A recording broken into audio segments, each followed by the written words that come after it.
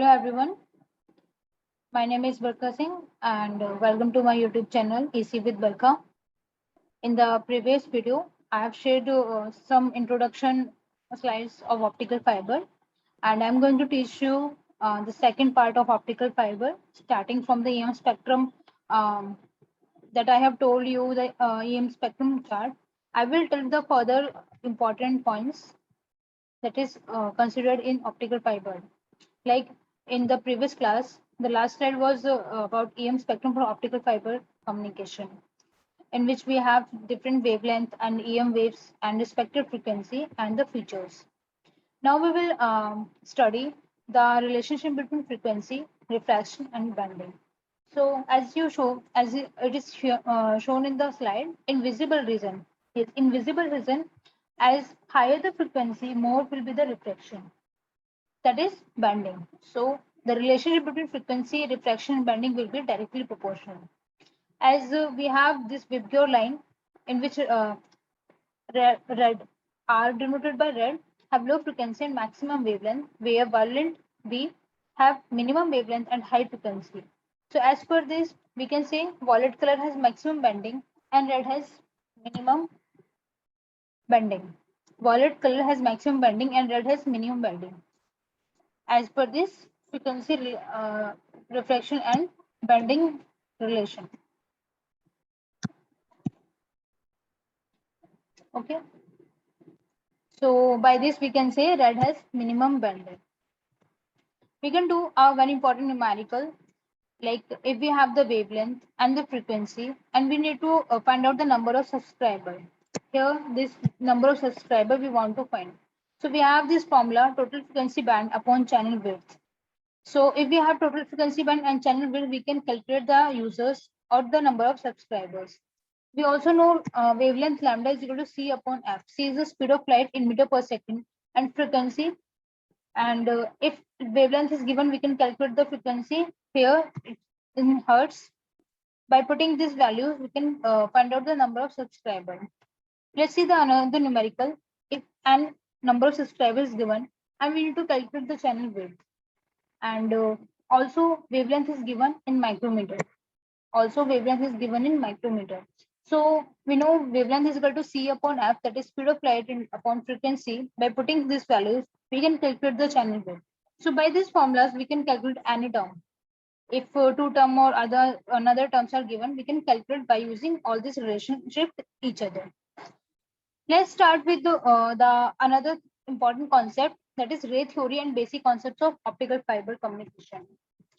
It is very important as light. We know light shows dual nature. Dual nature means we have wave nature and the particle nature. Wave nature basically explains how the light travels inside the fiber. How the light travels inside the fiber. And particle nature tells how the photo source, basically an optical detector work. How the photo source and optical detector work. So we have this two nature, dual nature, wave nature and particle nature, which is shown by the light. The photon energy defined in the electron volt. The photon energy defined in the electron volt, that is EV, is the energy gain. Yes, it is the energy gain. Just focus on this terms, energy gain. When the photon is passing through 1 volt electron volt, then E will be 1.2406 upon wavelength in micrometer. If there is wavelength in micrometer, then we have this 1.2406 in the numerator. If the wavelength in Armstrong, then we have formula 12406 upon wavelength Armstrong. So if in numericals, we have to take care like wavelength is given in micrometer or in Armstrong, so that we can use the formula accordingly. Let's study the wave nature, the propagation of light. We can say the bending of light is dependent on the refractive index of the medium.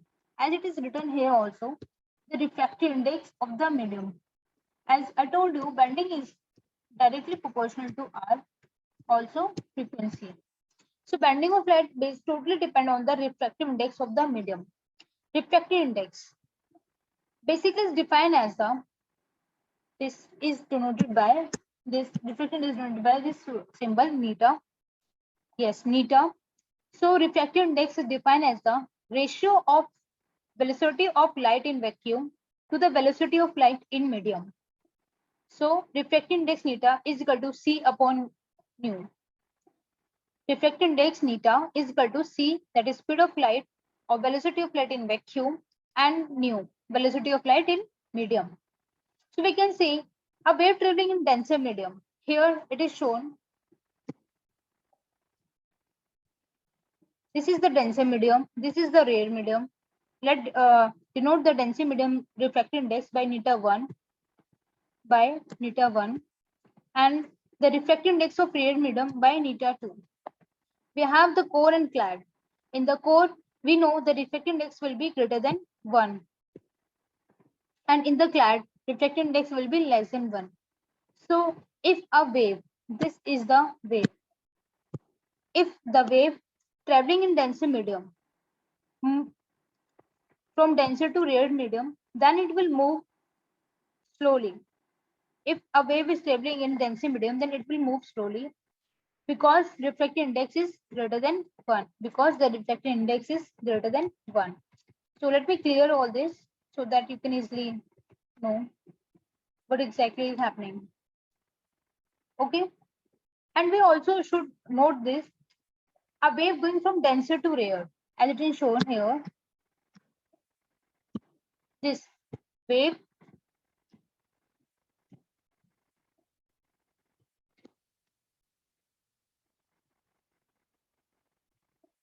wave is going from denser to rare. Then it is bending away from the normal.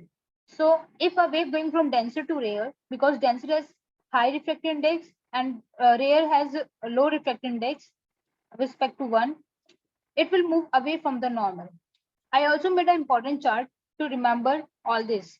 Like if medium is dense or denser, if medium is denser, we have refractive index greater than 1 and the velocity of light will be slow. If the medium is rare, refractive index will be less than 1 and velocity of light will be fast. If it is vacuum, medium will be if medium is vacuum, then refractive index will be equal to 1 and the neta 1 will be equal to neta 2. Neta 1 rare denser refractive index, neta 2 rare refractive index, and it will be equal to speed of light, that is 3 into 10 to the power 8 meter per second. So it is a very good important chart we can remember by this. Let's study the Snell's law. What is basically a Snell's law? Snell's law defines the relationship between angle of reflection and angle of incidence. Yes, angle of incidence denoted by angle I and angle of reflection denoted by angle R. It defines the relationship between angle of incidence and angle of reflection. What kind of relationship? This, that is sine I upon sine R is equal to neta 2 upon neta 1. Neta 2 in rare medium, neta 1 refractive index in denser medium. So using this sine phenomena, we can make this relationship.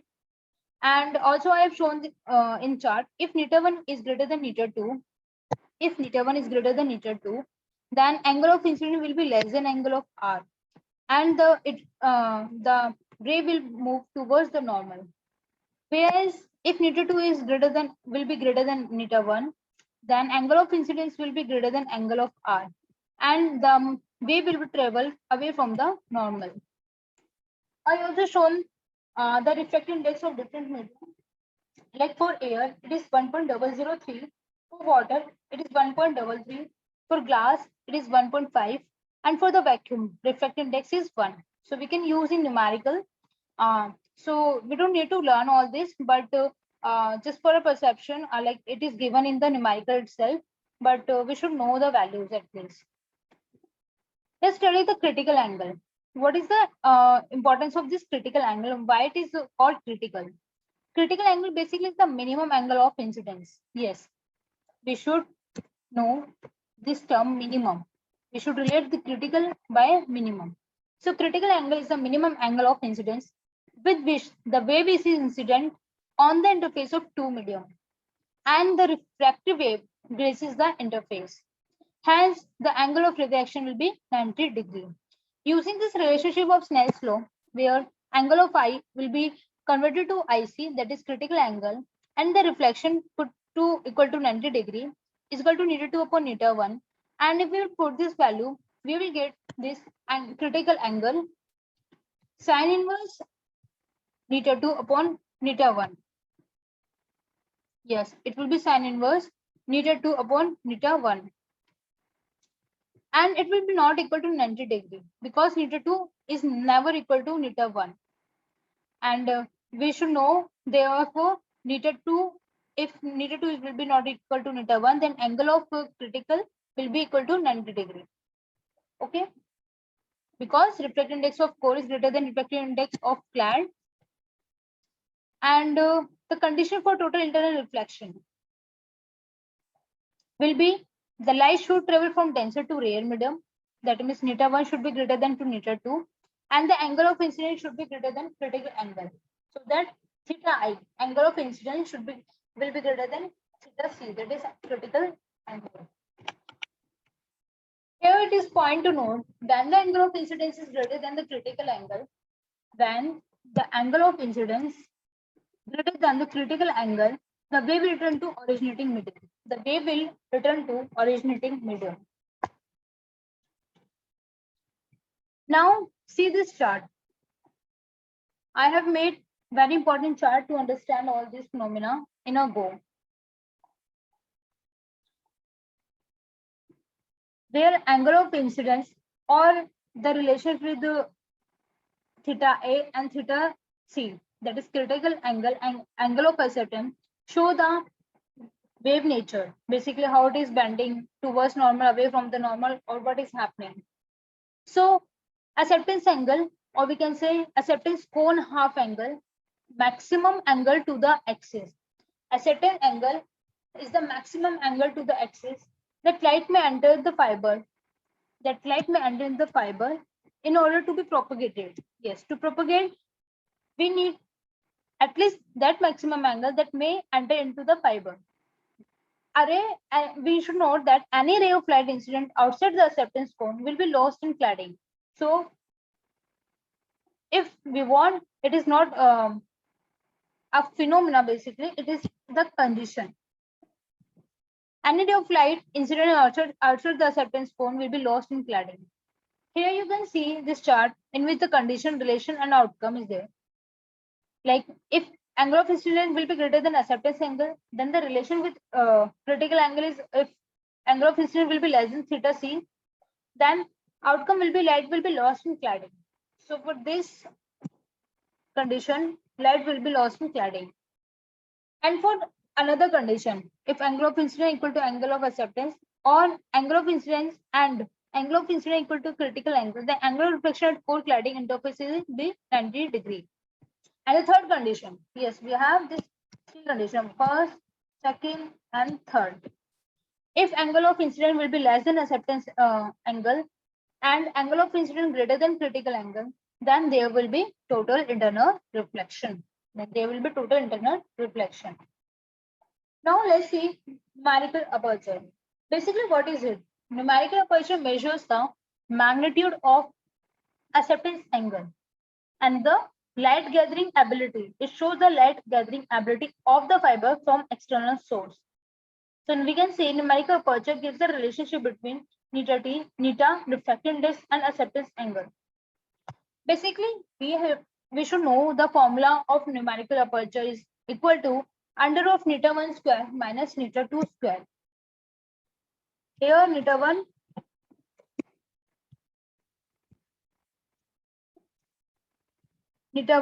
refractive index of one medium, neta 2 refractive index of another medium, and the square difference under root is equal to sine theta A. So we have the relationship of neta 1, neta 2, and the acceptance angle that can define the numerical aperture. We should note down it is a dimensionless and the unitless quantity or term. And also we have this relationship, numerical aperture is directly proportional to coupling quality and also 1 upon loss. or can say indirectly proportional to loss. So if numerical aperture will be high, coupling quality will be high, and the loss will be minimum. On the other hand, numerical aperture will be less, coupling quality will be less, and the loss will be high. Okay. So basically, this formula gives a relationship between refractive index and acceptance angle. Refractive index and acceptance angle. Now see, numerical aperture also called figure of merit. Numerical aperture also called figure of merit. We can write FOM, and the meridional angle of fiber, and the meridional angle of fiber. We should also note numerical aperture is independent of core diameter. Core diameter, that is 2a, where A is the radius. And the second important point, larger the value of numerical aperture, greater is the amount of external light to be accepted. As I told, numerical aperture show the gathering ability of the fiber. So if the numerical aperture will be large, then there is the chance that greater will be the amount of external light to be accepted. And the third important point, numerical aperture is normally measured with respect to air. Air has refractive index equal to 1. So numerical aperture we calculate is normally measured with respect to air. Relative refractive index is denoted by this delta, and it is equal to neta1 square minus neta2 square upon twice of neta1 square. As we know, neta1 square minus neta2 square is equal to numerical aperture square. So we have the relationship of numerical aperture with refractive index and the relative refractive index delta. Also, we can write delta is equal to 1 minus n2 upon n1. And also, we have the relation with acceptance angle. Theta A is equal to sine inverse under root n1 square minus n2 square upon n0 for the medium. So, for the numericals, we can calculate any quantity using each other relationship. Let's see, in the fiber axis, what is the value of solid acceptance angle? It is denoted by zeta. It is called zeta, which is equal to pi numerical aperture square, which is equal to pi numerical aperture square, solid acceptance angle, and its unit is in steradian. It will be helpful in numerical. Here the fiber axis you can see, we have this acceptance cone. We have this acceptance cone. And this is the fiber axis. This is the fiber axis. Let's see the type of fibers. Basically, fibers are classified in two types, index profile and number of modes. Yes, index profile, we have two kind of indexes, that is step index and graded index. Basically, step or graded, or we can say index profile, represent the refractive index graphical representation. It basically shows the RI refractive index graphical representation. Modes. Basically, modes are of two types, single mode and multi-mode. This show the path. Modes basically define the field distribution. Field distribution, they do not change with propagation. Field distribution, they do not change with the propagation. Also, we have this formula, number of modes, that is noted by ms, is equal to v square by 2. V is equal to 2 pi a numerical aperture by lambda. V is equal to 2 pi a numerical aperture by lambda. So we can say mode is defined as the field distribution that does not change with propagation. Mode basically fiber are hybrid modes. Modes supported by fibers are basically hybrid mode. Hybrid mode, have we studied in the EMD? Hybrid modes, TE and TM mode. Okay. So fiber, as I told you, can be classified on the basis of index profile, step, graded, and number of modes. Step index fiber and graded index fiber basically are the RI, refractive index graphical representation. Single mode and multi mode basically defines the path. Let's see. The refractive index of the core is constant. It is point to be noted.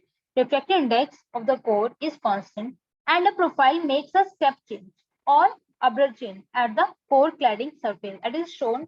This is the clad, this is the core surface, this is the clad, the core, and we have this step or abrupt change. So if neta 1 is greater than neta 2, then basically spreading and dispersion of wave will occur as per this fiber quantity. We, in this formula, V is equal to normalized frequency, which is 2 pi A numerical aperture by lambda. In the single mode index fiber basically supports the fundamental mode and has smaller size of core. And it requires highly directional source to have high coupling efficiency. Single mode index fiber require high directional source to have high coupling efficiency. Basically, it supports the fundamental mode. It supports the fundamental mode and have small size of core Hence, it requires high directional source to have high coupling efficiency. For example, laser. Yes, laser that exhibit minimum dispersion. So they have highest transmission bandwidth, so that they can have higher transmission bandwidth. As if dispersion will be minimum, bandwidth will be larger. Transmission bandwidth will be larger. And the normalized frequency have range from 0 to 2.405. Okay. Do you know we use this 2.405 in the formula where 2.405 upon wavelength in micrometer or Armstrong gives the E energy. Let's see the another mode, that is multi-mode step index fiber that have more V frequency. Basically V normalized frequency. In the multi-mode step index fiber that have large core diameter, why it is for multi-mode? It has large core diameter. And the second important, large numerical aperture. The radius of core is high so that more X-ray can enter and it can support more number of modes. So it has intermodal dispersion. This is the disadvantage of this intermodal dispersion because the radius of core is high and it can support more number of modes. And if there are more number of modes, it have intermodal dispersion. Different mode travel different distance. Yes, different mode travel different distance. And the propagation delay difference. Propagation delay is high. More frequency, normalized frequency, more will be the propagation delay difference, which causes the spreading of pulses. And leads to intersymbol interference or called intermodal or intersymbol dispersion. Due to dispersion, the transmission range and the transmission distance will be reduced. Due to this dispersion, transmission range and transmission distance will be reduced. Here, MS denoted by number of modes. If profile is not mentioned, we have V square by 2. V is the normalized frequency. So by this, we can use and solve the formula using normalized frequency value V or number of modes MS as per the requirement. If profile is mentioned, like if we have alpha is value is equal to 1, we can say it will be for step profile, like V square by 6 will be the formula or number of modes. If it is 2, then MS will be number of modes will be V square by 4 and will have parabolic profile. And if alpha is equal to infinite, the number of modes will be V square by 2. That shows the single mode fiber. Basically, V normalized frequency is equal to 2 pi A numerical aperture by lambda. Numerical aperture N1 under 2 delta. So by using all this relationship and all this term, we can calculate and solve the required numericals for our exam point of view. Let's see the last index fiber, that is graded index fiber. It is also called gram. It offers less dispersion for propagation, therefore widely used. Yes, It offers less dispersion of core propagation.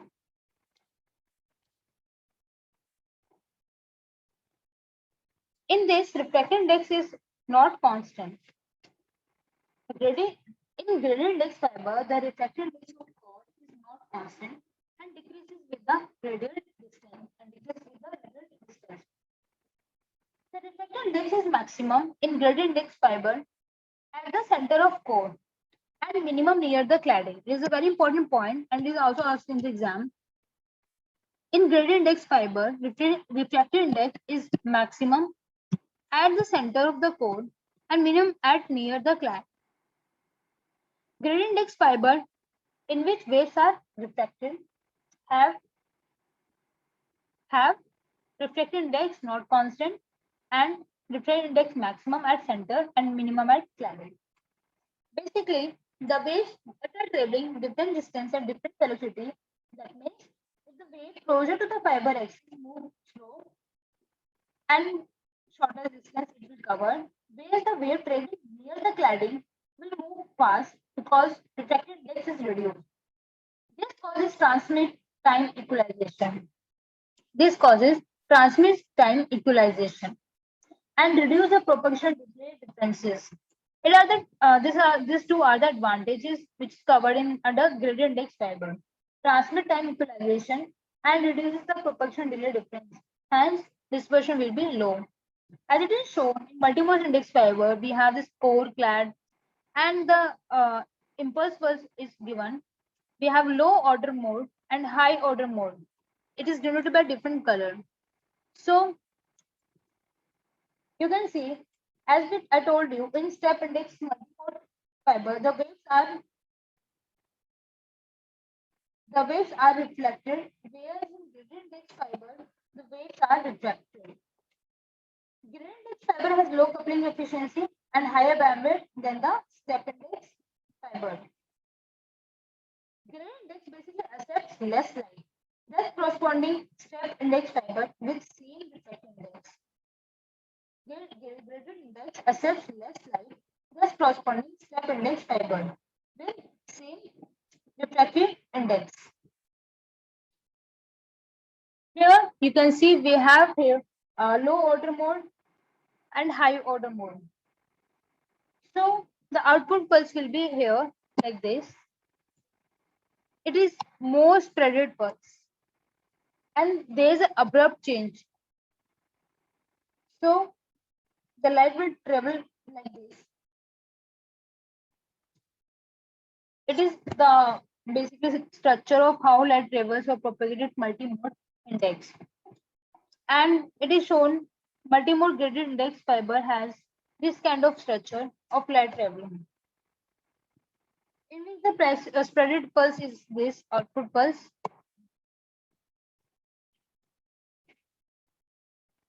And it will disperse in patches like this. It is called multimode gradient index fiber. I have drawn this important chart for you to understand the difference between single mode step index fiber and gradient index fiber. Here are some points which I have covered, like single mode have only fundamental mode or one mode, whereas in gradient index we have number of modes which can travel. In single mode, core size is small, that's why it is single. And in gradient index fiber, it has high number of the size of core is high, around 50 micrometer. Hence, slicing and coupling is easy. It is written here. Core size is high, around 50 micrometer, hence 7. Slicing and coupling is easy. Third point, refractive index is constant in single mode, whereas in gradient index, refractive index varies with radial distance. Refractive index varies with radial constant. Fourth important point, high data rate transmission, whereas gradient index have low data rate transmission and due to dispersion. Fifth important point, single mode is preferred for long distance transmission, whereas gradient index is preferred for small range of transmission. Sixth point, single mode step index fiber have small acceptance angle and small acceptance cone, whereas in gradient index fiber is less bandwidth and length product. 7, difficult to couple. Single mode is difficult to couple or splice, whereas in grid index, as it has high core size, it is easy to slice and couple. If we will do the comparison, as I show in this chart, for the different fiber type, the dispersion, the transmission bandwidth, transmission distance, and then the size of core. For the step index multimode, greatest will be the dispersion, least will be the transmission bandwidth, and least will be the distance, and size of core is 50 micrometer. In grid index multimode, dispersion is moderate, transmission bandwidth is moderate, bandwidth is moderate, and the size of core is 62.5 micrometer. Whereas single mode step index has least dispersion, greatest transmission bandwidth, greatest transmission distance, and the size of core varies between 1 to 10 micrometer. So we have covered different type of mode or fibers. So it is enough for today class. In the next class, I will tell you optical fiber attenuation, which is kind of last part of the optical fiber communication introduction. So that's all about today's class. Thank you so much. If you like the video, please like it and subscribe it my YouTube channel EC with Barkha. And thank you for listening. Keep studying and be motivated. Thank you.